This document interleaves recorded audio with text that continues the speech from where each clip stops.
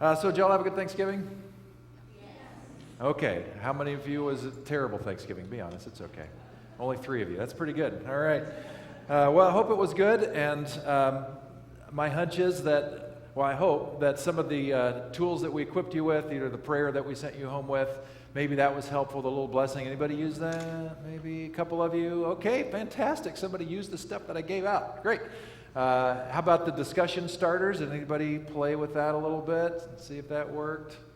Well, I know my table did, so that was good. And it was cool to be able to have conversations a little deeper. It's all part of our Grateful series, inspired by Diana Butler Bass's book by the same name. And we're wrapping that up today.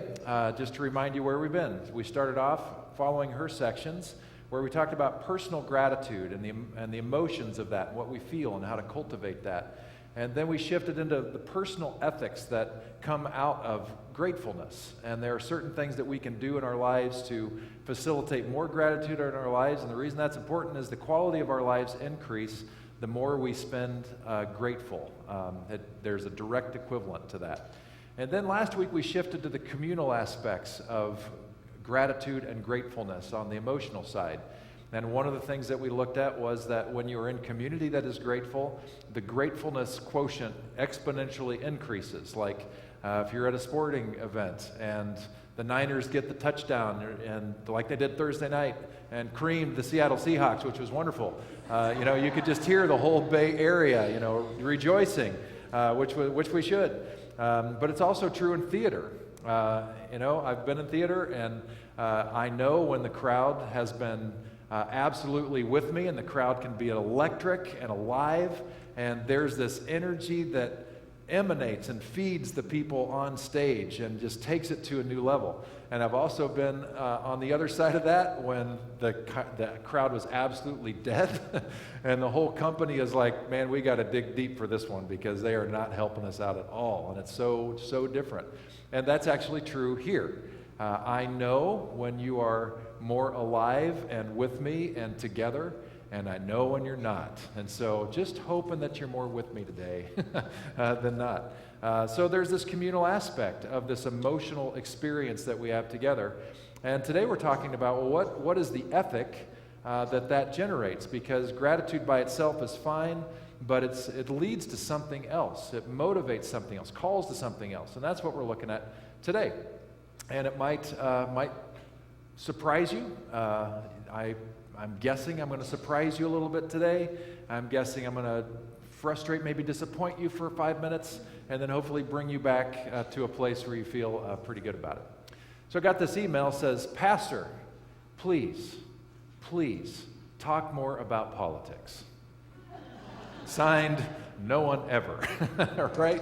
How many of you got into a rousing debate of your favorite presidential candidates around the Thanksgiving table this week?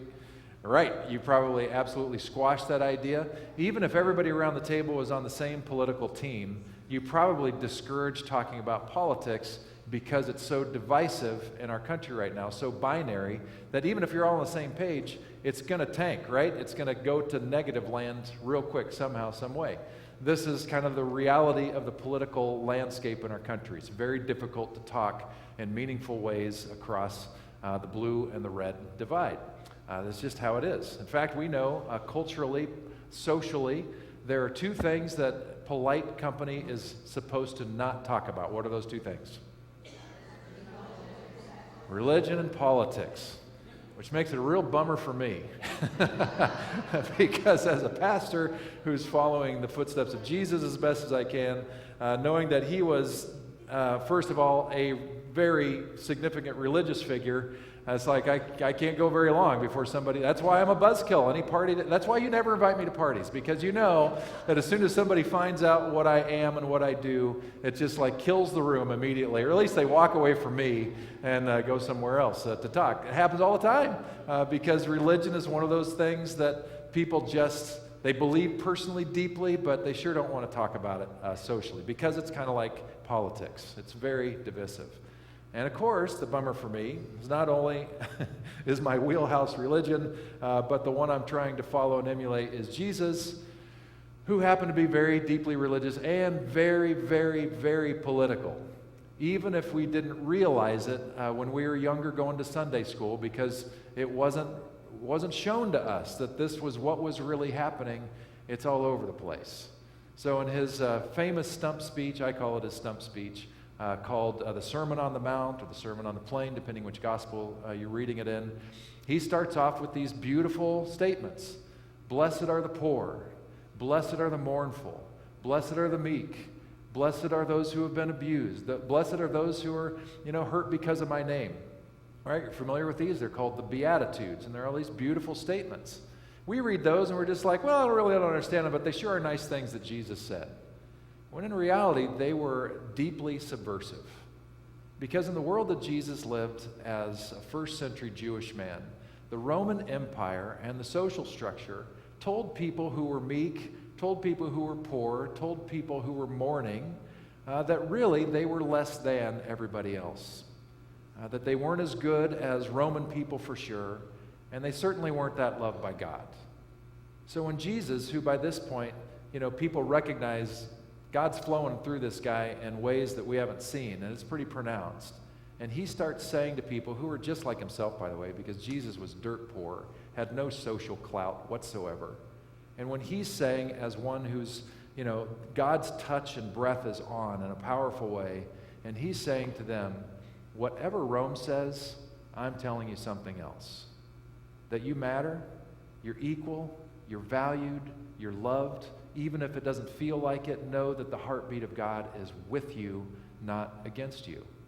That's going against the political sensibilities of the day.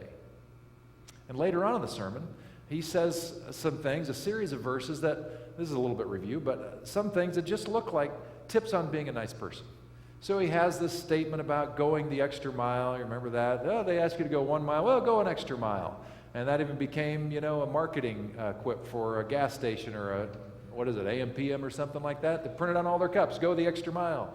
You might have heard the thing, give the shirt off your back. If they want your clothes, give them your shirt too, because, if you're going to be a nice person, be extra generous with your clothing. It's okay if you walk around naked, that's fine. There's another one where it says, if somebody slaps you across the cheek, offer the other one, because that's what good people do. Just beat me, please. Right? But each one of these things are not tips on being nice people. They're actually instruction on what it means to be non-violently protesting the injustices of the day, even if we weren't taught initially to see it that way. Briefly, go the extra mile referred to the legal right for Roman soldiers to force Israelites to carry their gear, their heavy gear, for 1 mile. And then it was up to the Roman soldiers to find some other sucker to get the next mile. But if they were caught having an Israelite, a Jewish person, carry their gear more than 1 mile, then they would get in trouble with their CEO. So when Jesus was saying go the extra mile, it was like a nonviolent way to shine a light on an injustice, because it's just not right that somebody should be conscripted right off the side of the street to carry this guy's stuff for 1 mile in the first place. And so when they choose to say, oh no, please let me carry this an extra mile, and the CEO finds out about it, then they've got some problems, and it shines a light. You see what happens? It shines a light on the injustice of the whole thing. And that whole give the shirt off your back, this has to do with economics and debt. If you have a rich person who loans you money, and probably at terrible terms because it was the only terms you could afford to get, and you were suckered into it, you didn't have a choice. It was either take the loan on terrible terms, or you go to prison, or your family suffers, or whatever. So they go for it. And if they couldn't repay, part of the law of the day is that the guy who holds the note could demand your very coat from sunrise to sunset, so you wouldn't have your cloak.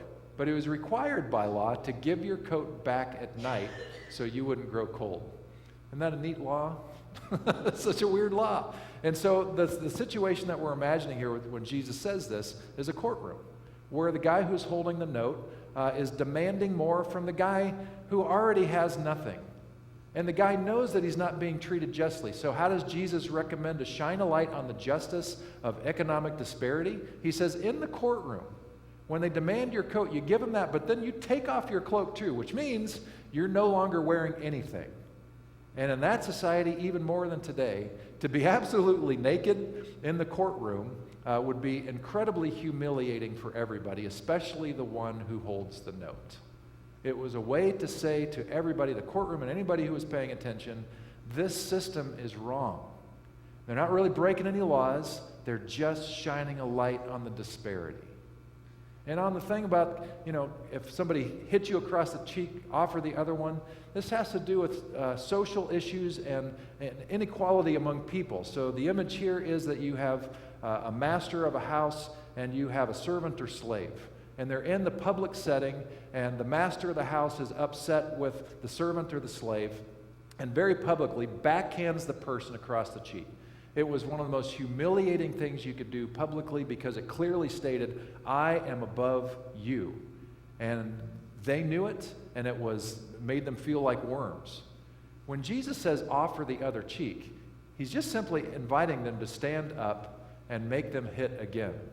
But this time, the person the master in this case, cannot backhand, because that is no longer available to them. So now, this sounds weird, but now they have to decide, are they going to hit this servant with their fist? But to hit the servant with a fist is to treat them like an equal. So it is a matter of shining a light on the injustice of the situation, even with something like that. This, to me, is a lot like what we saw in nonviolent protest in our own American history, when people just stood their ground. They weren't causing any laws to be broken. They were just simply saying, you will treat me like a dignified person, even if you try to push me down. That's what Jesus was teaching. Jesus was so well known for this that Gandhi learned from Jesus how to tell his people how to do nonviolent protest to ward off oppression in India. And who went to Gandhi to talk about, tell me everything you know? Martin Luther King Jr. To learn from Gandhi about he did nonviolent protest, which pointed back to Jesus in the first place. It's fascinating to see where all this comes. And yet in the church that I grew up in, I never heard any of this stuff. For me, the Jesus that I heard about cared about people, but it was kind of more like a Hallmark movie, warm, fuzzy Jesus. He's going to be your buddy, and just, ask for forgiveness so that you can go to heaven someday and it's all going to be good. That was about the extent of it. But the more closely you study Jesus, you understand that this idea of religion and politics being off the table, that's actually impossible for people of faith. The question is how do we do it? So, there's a story to make this point. Again, it's going to dabble into politics, but it deals with a particular issue here of economic disparity, of what do you do with a traitor. And just to remind you of who Jesus is by this point, it has a lot to do with this tapestry over here. I'm not exactly sure how it all timed out. We know almost nothing about Jesus' childhood, but somewhere around the time that Jesus got baptized, we don't know if it was some kind of a mystical experience he had at the baptism itself, or if he just matured up to a point, but he had what we would call a unitive vision of reality, a satori moment, as the Japanese would say. This is how I see this. And it was so compelling at the baptism that all four of the Gospels talk about him breaking away for a period of time on an extended camping trip to sort out what all this meant. Whatever happened to him radically shaped his vision, his thinking, and would radically change his steps. When he came back from that event, he goes and preaches his first sermon, and he got political like that, and it was not popular. He talked about how God was bigger than just Jews, that God was going to reach into non-Jewish people as well, and his hometown church almost killed him right then and there because he dabbled in the wrong thing. Well, today we're taking a look at a story about Jesus as he entered into relationship with a tax collector who was also very short-statured, vertically challenged. Maybe you know who I'm talking about. His name was Zacchaeus. Zacchaeus was a wee little man. A wee little man was he. Anybody with me so far? He climbed up to a sycamore tree for the Lord he wanted to see. And as the Lord came by that way, Jesus stopped and saw him in the tree and called out, Zacchaeus, you come down, fill in the blank, for I'm coming to your house today, for I'm coming to your house today. And so the story ends up being relegated to a kid's story about Jesus embracing a short tax collector who was climbing up in a tree just to get a good view, and we all think it's this cute, fun story. But it's actually much deeper than that. So let's check it out. So this comes from Luke chapter 19. Jesus entered Jericho and was passing through town. A man there named Zacchaeus, a ruler among tax collectors, was rich. Now let's just stop right there. So just a reminder, in the Roman Empire, there's no way they had enough CPAs to go around all the empire and collect taxes everywhere they went. And so they would conscript, they would hire, they would make a deal with indigenous peoples wherever the empire spread to be their tax collectors. And they gave them a pretty good deal, and this was the deal. They said, this is the amount we need for people, given whatever they have, etc., for what's coming in, trade, or what their holdings are. And you have the full force of the Roman Empire to enforce your decision. So you have the threat of military behind you when you say you owe X amount of dollars. They also didn't say anything about how much more you were able to collect if you wanted. And tax collectors knew they could get as much as they possibly could. It was sort of like capitalism before there was capitalism. See what you can get away with. Let the market determine how rich you can get. And Zacchaeus found out how rich he could get. Not only was he a tax collector, he was a ruler among tax collectors. So this guy had his own pyramid scheme with other tax collectors. This guy had more money than God at this point. But as soon as he decided to become a tax collector, his fellow Jewish people wanted nothing to do with him because they looked at him as a traitor. And then when he continued to enrich himself and line his own pockets, it just deepened the hatred that they had toward this guy. So Zacchaeus may be very powerful, he may have high social rank, but he was not popular. He was trying to see Jesus, who Jesus was, but being a short man, he couldn't because of the crowd. So he ran ahead and climbed up a sycamore tree so he could see Jesus, who was about to pass that way.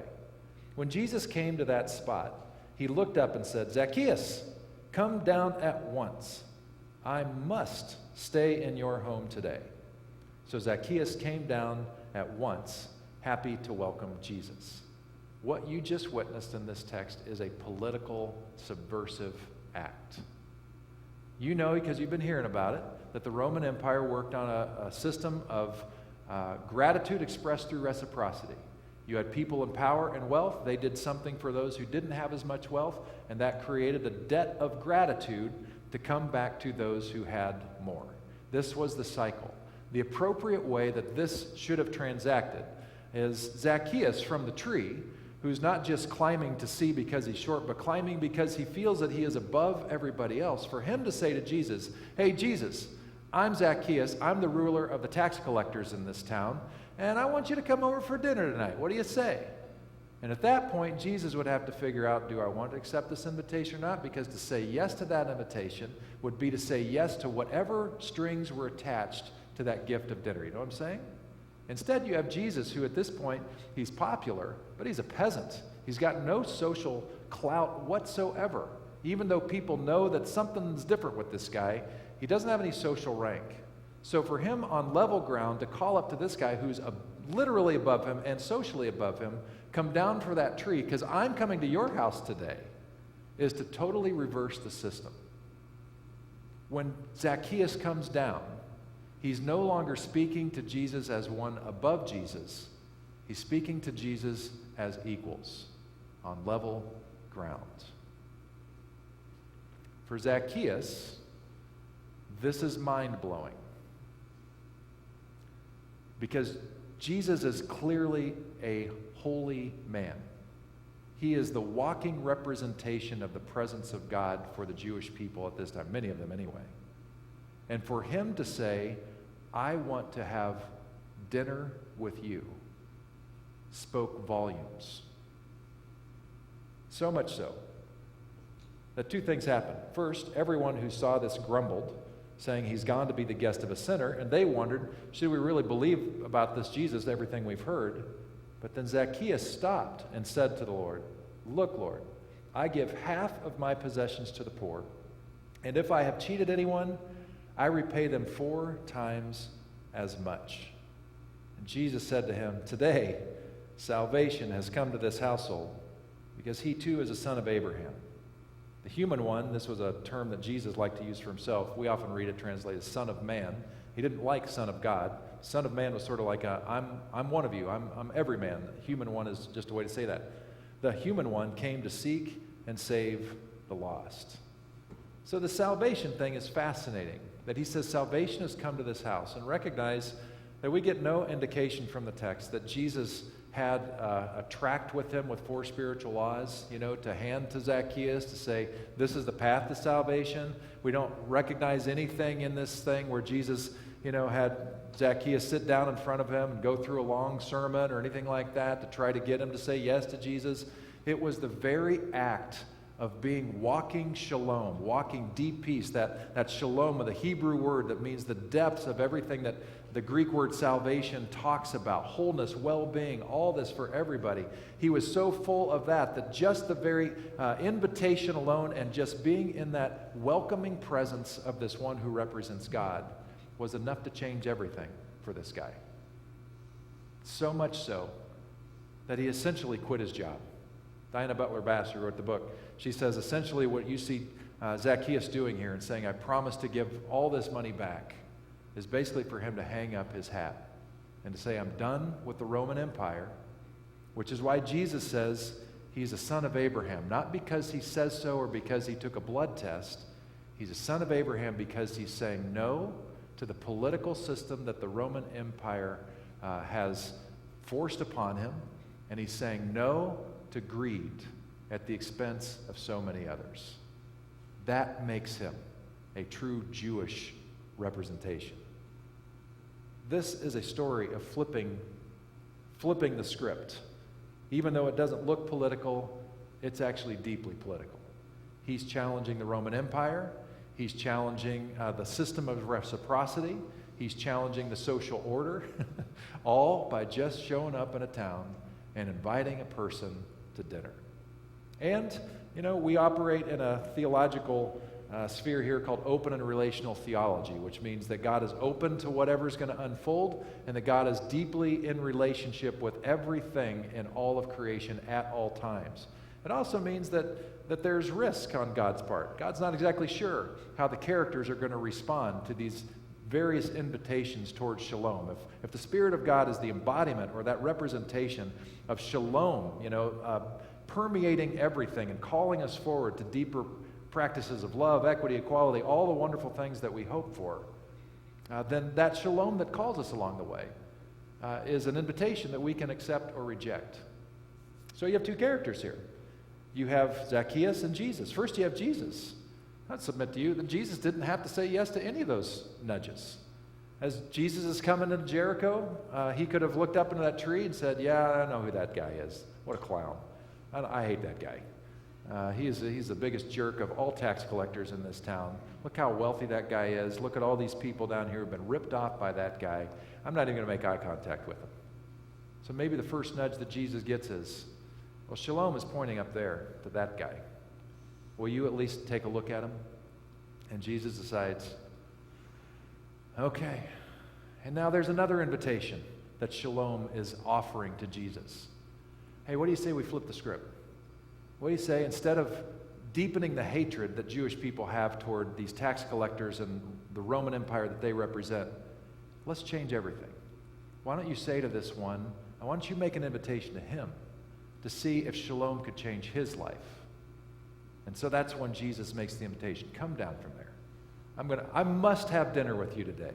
And this isn't a must like God said, Jesus, you must have dinner with Zacchaeus. It's not that at all. This is a compelling thing. Like Jesus is now kind of getting it more and more, seeing what's possible here. At Shalom's invitation, he's like, I got to come to your house today. I've got to come to your house today. Remember we've talked about Jesus and the Gospel of John, how he goes up through Samaria. He takes the short way, which Jewish people don't want to take because they're going to have to see Samaritans who they hate. And most people took the longer direction to avoid Samaritans. But when Jesus was there, he tells the disciples, we have to go through Samaria. Remember this? He says this, I have to go through. He didn't have to go.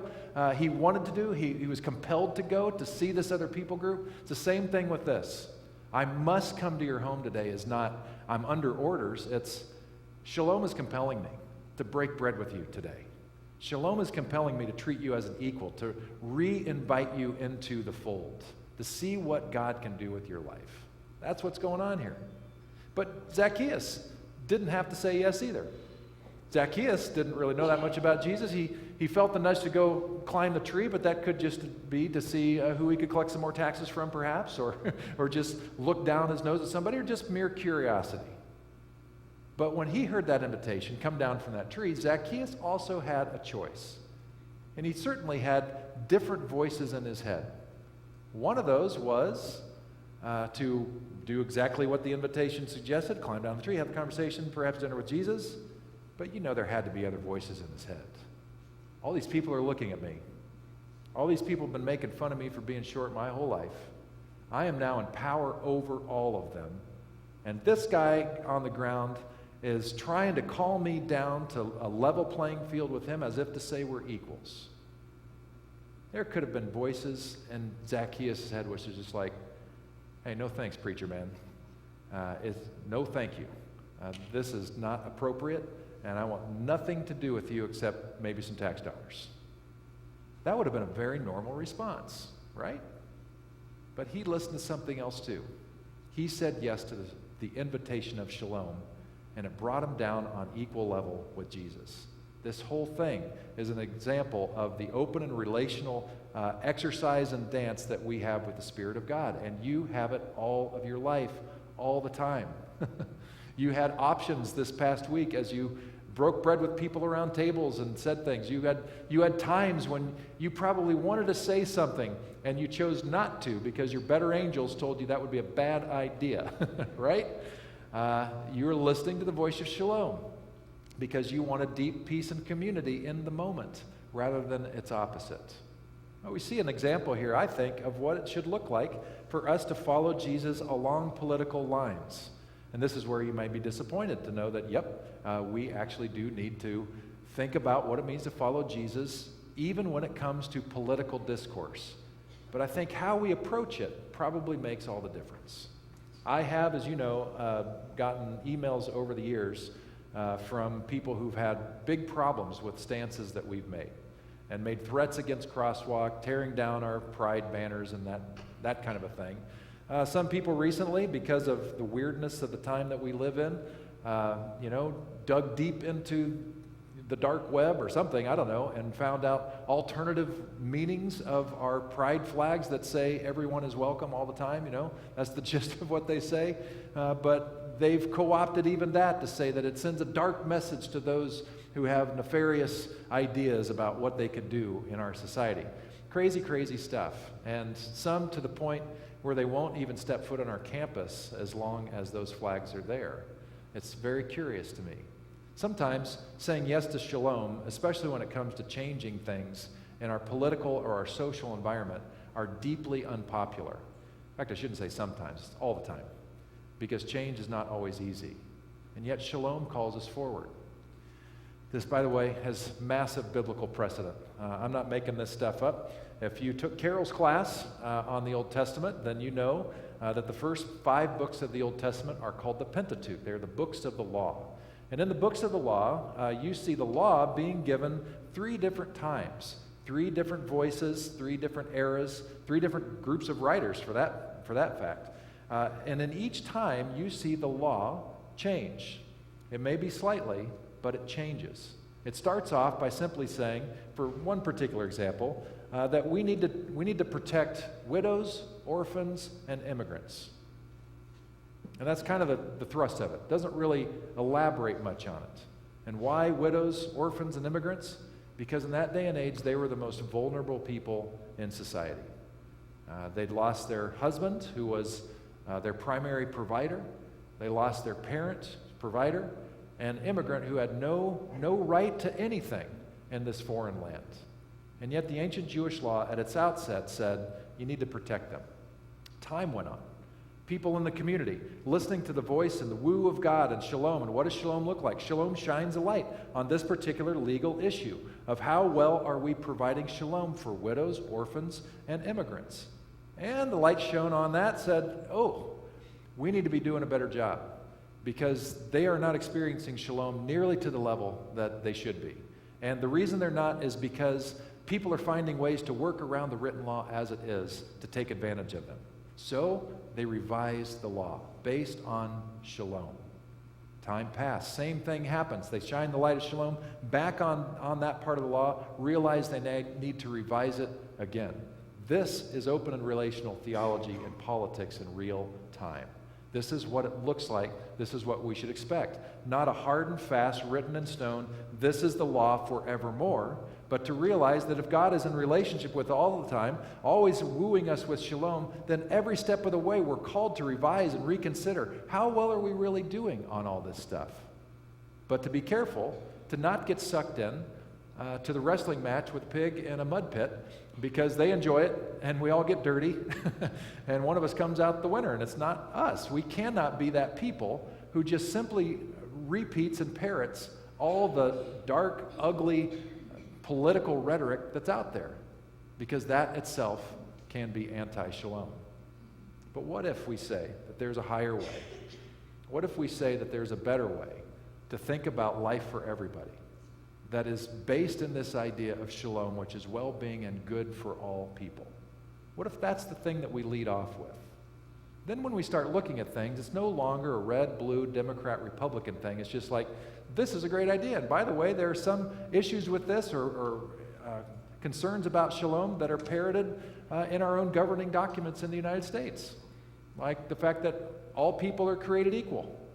All people have the protection of the law. All people, if they meet certain guidelines, have the right to vote. Well, what if shalom takes a look at that and just says, all right, is there genuine equality and equity in our country? And where we don't see it, we shine the light of shalom on it, just say, let's see if we can illumine why that is. Because everybody wants everyone to be equal players in the United States. That's who we are, right? At least that's who we say we are. So why not shine the light of shalom on that and say, hey, everybody, this is what we're really about. This is deeply seated in the heart of God, so let's see what we can do with that. And when it comes to voting, maybe we take a look at the light of shalom and point it around to different areas, and we look in a particular pocket that it doesn't seem like the people that are living in that area are really getting represented with their vote. And so we shine the light of shalom and we say, what is happening here? That the people who actually live there, their vote doesn't seem to really count for much. What is the light of shalom saying? Because we're in America, where everybody gets a vote. We're super proud of that, right? Every election cycle, we celebrate the freedom of the vote. What if shalom recognizes that there are areas that are not so shalomy? I need to trademark that word. Every time I use it, it gets a chuckle, and I stand by it too. But you know what I mean? If we see that there are some people that are not experiencing that at all, isn't it shalom that is inviting us to say, wait a minute, this is not how it's supposed to be, regardless of blue or red, donkey or elephant. This is just shalom. This is what we all hope for in our deepest parts of us. Now, you know, I asked you to talk around your tables about things that you love to hear people talk about. And I'm guessing that they're the exact opposite, the things that you shared, of things you hate people talking about, which probably one of those is politics, right? But my guess is that the things that you've walked away with, either this past week at the Thanksgiving meal or maybe more broadly, is you're thinking about those beautiful stories of life, about people sharing their depths of soul with you.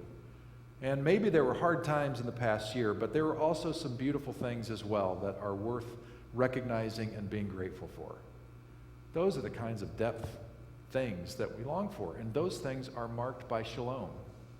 When we talk about people experiencing wonder and beauty in the world, those are things that we can listen to and lean in on. When people are just whining and complaining and being negative, nobody likes to listen to that for very long. But what if shalom is always leading with beauty? What if shalom is always leading with depth and peace and love as the goal and as the means? Where might that lead? The Apostle Paul prided himself on being one who flawlessly lived up to all 613 Jewish laws. He said among Jews, there was none that were anywhere near as Jewish as he was. And yet it's this Paul that had an experience like Jesus that stopped him in his tracks, made him rethink absolutely everything, to the point where, when called upon to speak into it, he basically said, all 613 laws are really unnecessary, because really the only thing that matters, I'm twisting the words or massaging the words here, the only thing that matters is loving God and loving other people as ourselves. The only thing that really matters is shalom. He told the Jewish Christian leadership council in Jerusalem, who were wondering about what laws need to be kicked out. And there he said, well, I think you should kick them all out, except for two. And the two that he wanted to keep were not because they mattered to God at all, but because they would be important to sustain the community in Jerusalem.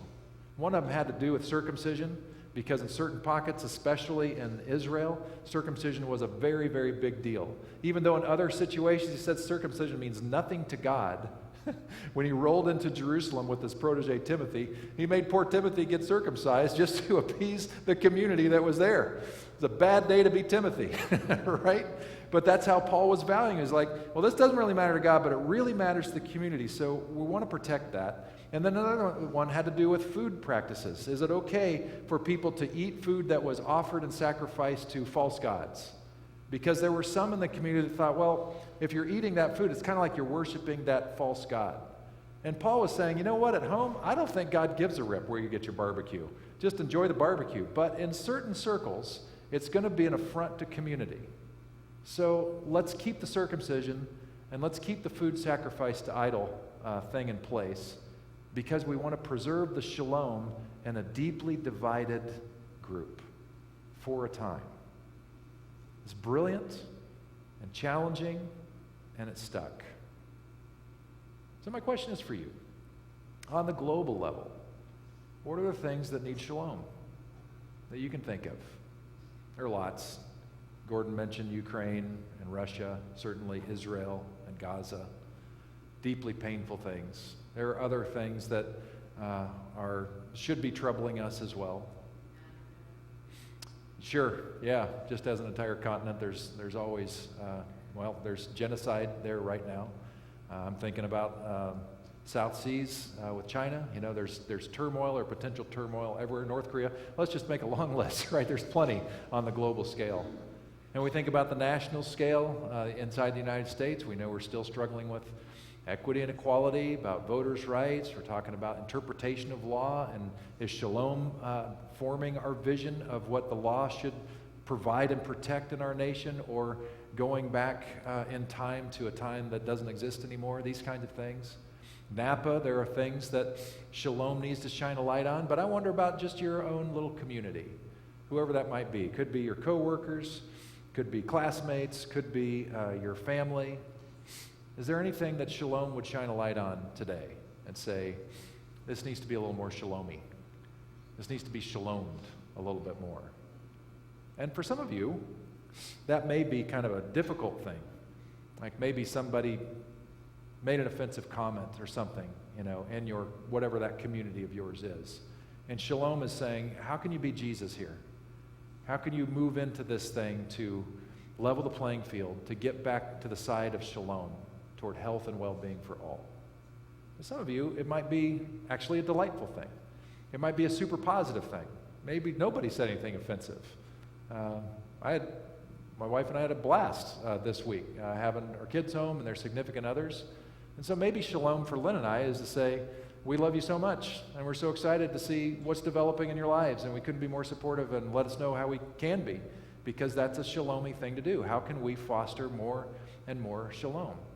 What in your community, where does it need more shalom, and how do you get to do it? Because it's an invitation. You get to do this. You get to be the bearer of good news, and that's a beautiful thing. And finally, personally, as an individual, is there anything that Shalom's light might be shining on you? About how you see yourself, your internal dialogue, what's happening in your being? We live in a country where advertising dictates what normal, successful, beautiful look like, and it's hard not to listen to those voices.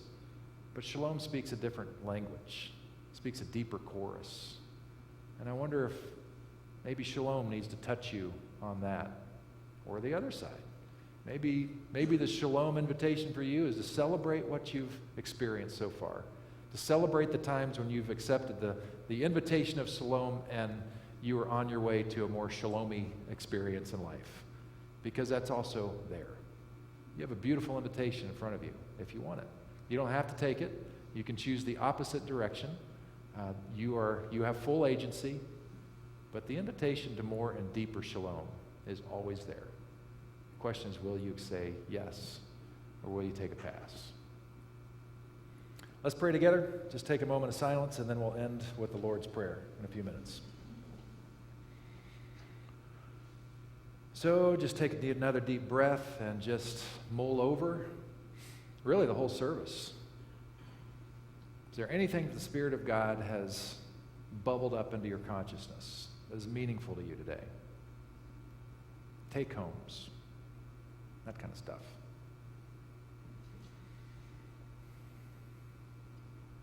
And what is the invitation for you today? Maybe directly related to those things. Could be from song lyrics, stuff that's happened around the church. Could be from the teaching, from the meditation. What is Shalom inviting you into today?